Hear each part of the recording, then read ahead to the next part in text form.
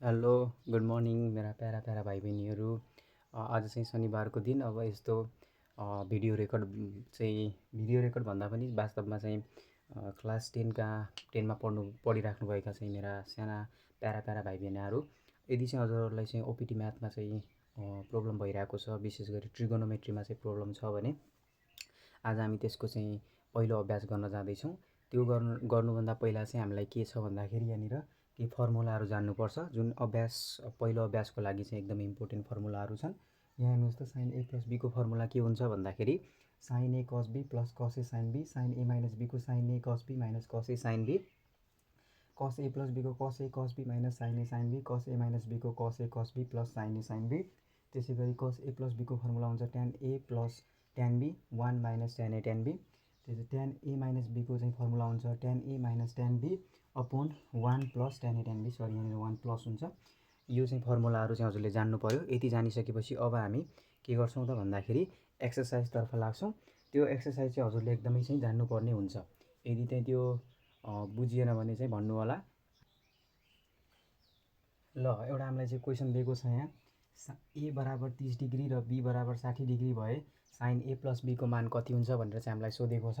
हामीलाई चाहिँ यो पत्ता लगाउनु छ। त्यसैले हामीलाई थाहा छ साइन ए प्लस बीको फर्मुलामा खोल्नु मात्रै हो। साइन ए प्लस बी भने साइन ए प्लस बीको फर्मुला के हो हामीलाई थाहा छ, sign A cos B plus cos A sine be. अब हेरौँ त, साइन ए बराबर हामीलाई कति डिग्री राख्न भनेको छ, 30 डिग्री, साइन 30 डिग्री। त्यसै गरी कस बी बराबर कति राख्न भनेको छ, 60 डिग्री, प्लस कस ए बराबर कति डिग्री, 30 डिग्री। त्यसै गरी बी बराबर कति डिग्री, 60 डिग्री। देखिरहेको होला। त्यसपछि साइन 30 डिग्री भनेको हाम्रो कति हुन्छ, हाम्रो 1/2 हाफ हुन्छ। साइन कस 60 डिग्री पनि हाफ हुन्छ, प्लस कस 30 डिग्री भनेको कति हुन्छ, कस 30 डिग्री भनेको हुन्छ हाम्रो √3/2, अनि साइन 63 डिग्री भनेको पनि √3/2 हुन्छ। अब यहाँबाट हेरौँ, यहाँबाट के हुन्छ भन्दाखेरि 1/4 प्लस हाम्रो √3 के हुन्छ, हाम्रो चाहिँ 3/2 के आउँछ हाम्रो तल 4 कमन आयो। अब हेरौँ 3 + 1 कति हुन्छ, 4, बाई तल कति आउँछ, 4, 4 4 क्यान्सिल, एन्सर 1। यसरी चाहिँ हामीले प्रुभ गर्न सक्छौँ। मात्र के गर्नु छ यहाँ चाहिँ भन्दाखेरि हामीले चाहिँ भ्यालु चाहिँ खोलेर चाहिँ राख्नु मात्रै छ। यसरी चाहिँ हामीले इजिली प्रुभ गर्न सक्यौँ। एन्सर 1 आउँछ, देख्न सक्नुहुन्छ हजुरले है त। अब हामी अर्को क्वेसनतिर जान्छौँ। हो, देखिरहेको होला क्यामेरामा, अलि प्रब्लम छ। ल, अब हामीलाई क्वेसन नम्बर 1मा चाहिँ अरू क्वेसनहरू पनि छ, हजुरले चाहिँ इजिली गर्न सक्नुहुन्छ। त्यहाँ चाहिँ मात्र फर्मुलाहरू दिएको छ र फर्मुला चाहिँ कुन फर्मुला चाहिँ हो भनेर चाहिँ टिक लाउने टाइपको क्वेसन छ, त्यो चाहिँ इजिली गर्न सक्नुहुन्छ।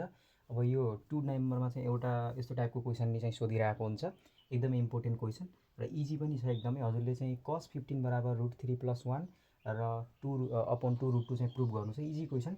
अब हजुरले चाहिँ cos 15 को चाहिँ यो चाहिँ टेबल प्रयोग नगरेर चाहिँ गर्न भनेको छ हजुरलाई।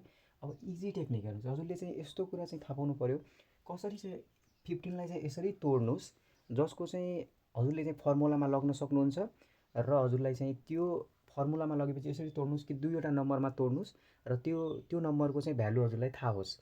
हामीले इजिली तोड्न सक्छौँ। कस 15 डिग्रीलाई हामीले 45 माइनस 30 गर्न सक्छौँ इजिली। 45 डिग्री माइनस 30 डिग्री गऱ्यो भने गर्न सक्छौँ। हेर्नुहोस्, यो भनेको हाम्रो आरएचएस हो, हामीले एलएचएस बराबर आरएचएस, यो भने हामीले एलएचएस लग्यौँ। अब हेर्नुहोस्, कस 45 माइनस 30 भनेको कति हो त, अभियसली कति हो, 15 डिग्री हो। हामीले तोडिसक्यौँ। अब कस ए माइनस बीको फर्मुलामा गयो। कस ए माइनस बीको फर्मुला के हो, कस ए कस बी, यो ए मानौँ, यसलाई बी मानौँ, plus sine A sine B है त।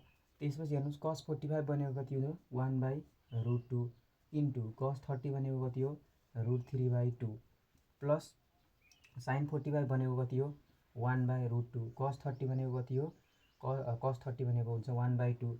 हेरौँ त, यहाँ कति आउँछ, √3/2√2 प्लस 1/2√2। यहाँ कति आउँछ, √3 + 1, यहाँ तल एलसिएम लिनुहोस्, एलसिएम कति आउँछ, 2√2 √3 + 1। यो भयो हाम्रो आरएचएस। एलएचएस बराबर आरएचएस प्रुभ भयो। यसरी चाहिँ यो क्वेसन नि हामीले इजिली गऱ्यौँ, हजुरले नि गर्न सक्नुहुन्छ। ध्यान दिएर हेर्नु होला। ल, फेरि हामीले एउटा अर्को क्वेसन लग्यौँ sin 75 sin 75 लाई चाहिँ हामीले √3 + 1/2 √2 यसलाई नि त्यही प्रुभ गर्न भनेको छ। यो पनि इजी नै छ। अब यसलाई sin 75 पहिला हामीले लगाउँ LHS कति छ हामीलाई sin 75 डिग्री। अब sin 75 लाई यसरी तोड्नुहोस् दुईवटा नम्बर जुन जसको चाहिँ भ्यालु हजुरलाई थाहा होस्। कसरी तोड्न सक्नुहुन्छ sin 75 लाई हजुरले कसरी तोड्न सक्नुहुन्छ हामीले 45 + 30 45 डिग्री + 30 डिग्री गरेर तोड्न सक्नुहुन्छ। यो कुन फर्मुलामा गयो sin a + b। sin a + b को फर्मुला के हो sin a cos b + cos a sin b है त।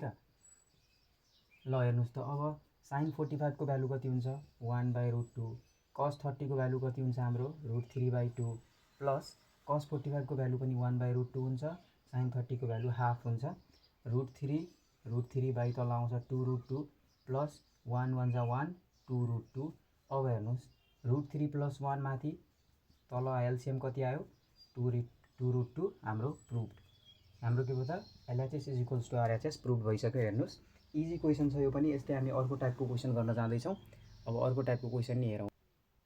ल हेर्नुहोस् त एउटा अर्को क्वेसन हामीले चाहिँ लिएका छौँ sin a = 3/5 र cos b = 12/13 छ भने हामीलाई के भनेको छ भन्दाखेरि एउटा क्वेसन छ को sin a + b को चाहिँ हामीले मान पत्ता लगाउनु छ है। यिनीहरूको चाहिँ भ्यालु निकाल्नु छ।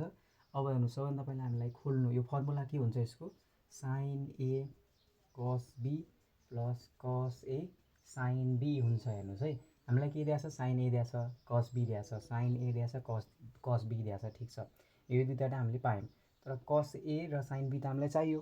cos a यहाँ छ त छैन sin b पनि यहाँ छैन। अब के गर्ने होला सोच्नुहोस् अलिकता सोच्नु पऱ्यो है। यसरी हामीले के गर्न सक्छौँ भन्दाखेरि हामीले कतैबाट के जुगाड गर्न सक्छौँ त हामीले कतैबाट के उपाय छ त हामीले यो निकाल्ने के होला त त्यस्तो हामीसँग कुनै फर्मुला छ जहाँबाट चाहिँ हामीले यस cos a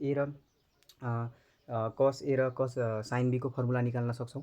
अभियसली हामीलाई थाहा छ हामीलाई चाहिरहेछ cos a र sin b को चाहिँ हामीलाई भ्यालु चाहिरहेछ। के गर्न सक्छौँ हामीले सिम्पल हामीलाई थाहा छ एउटा sin square a + cos square a = 1 यो चाहिँ 9 क्लासमा पढ्नु भएको फर्मुला हो।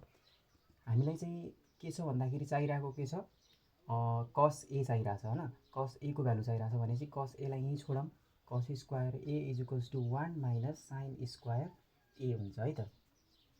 cos square a = 1 - sin a को भ्यालु कति छ 3/5 को whole square = cos square a भनेको 1 - 3 को स्क्वायर 9 5 को square 25। So cos square a = 25 - 9 = 25। So cos square a भनेको 25 - 9 हुन्छ 16/25। cos a को भ्यालु आउँछ हामीसँग √16/25 द्याट इज 4/5। ल मैले मेटेँ cos a को भ्यालु कति आयो त हामीसँग 4/5 है त। हामीसँग कति आयो cos a को भ्यालु पनि हामीसँग आयो 4/5। त्यसै गरी अब हामीलाई चाहिरहेछ sin b को फर्मुला चाहियो।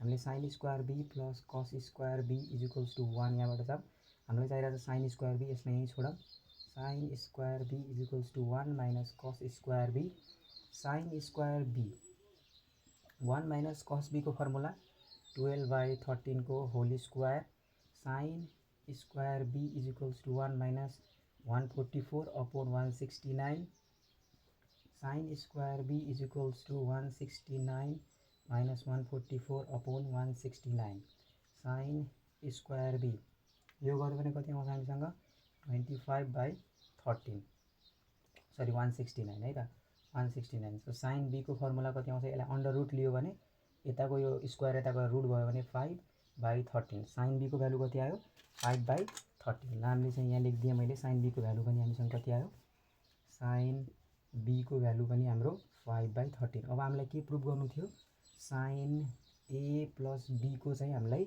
लेख्नु थियो sin a + b को चाहिँ हामीलाई लेख्नु थियो। sin a + b को फर्मुला के हो sin a cos b + cos a sin b। यो गर्यो भने sin a को भ्यालु हामीसँग कति छ 3/5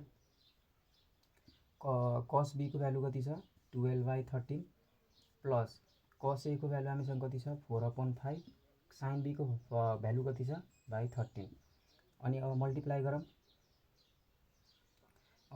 12 3 जा 36 13 5 जा 65 प्लस 4 5 जा 20 13 5 जा 65 यो हुन्छ हाम्रो 36 मा 20 जोड्यो भने 56/65 हाम्रो आउँछ एन्सर। यसरी चाहिँ हामीले इजिली चाहिँ प्रुभ गर्न सक्छौँ। मात्र हजुरले चाहिँ सधैँ चाहिँ कुनै न कुनै अलिकता चाहिँ यहाँ घुमाएको हुन्छ क्वेसनलाई चाहिँ डाइरेक्टली नदिएर इन्डाइरेक्टली चाहिँ क्वेसनमा चाहिँ दिएकै हुन्छ।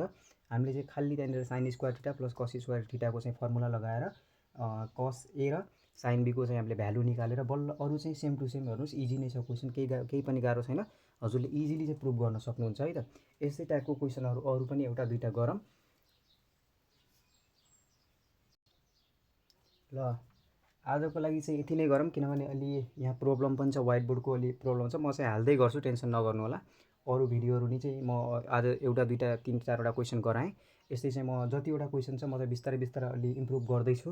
अब यो व्हाइट बोर्ड अनि क्यामेराहरू पनि त्यति भएन, त्यसैले अलि प्रब्लम छ, अलि माइन्ड नगर्नु होला। म चाहिँ हाल्दै गर्छु, सक्दो चाहिँ म कोसिस गरिरहेको छु, म हाल्छु, टेन्सन नगर्नु होला। चाहिँ के गर्नु होला भने चाहिँ भिडियोहरूको चाहिँ फुल युज गर्नु होला, युटिलाइज गर्नु होला भिडियोहरूलाई। अनि सक्दो चाहिँ सेयर गरिदिनु होला जति सकिन्छ। त्यसले चाहिँ के हुन्छ भन्दाखेरि मलाई नि मोटिभेसन हुन्छ र कुनै मान्छे यदि प्रब्लममा छ, कसैले चाहिँ यस्तो प्रब्लमहरू चाहिँ सल्भ गर्न गाह्रो भइरहेछ भने उसलाई पनि सजिलो हुन्छ। यस्तै चाहिँ म पछि गएर लङ भिडियो चाहिँ हाल्दै गर्नेछु। धन्यवाद।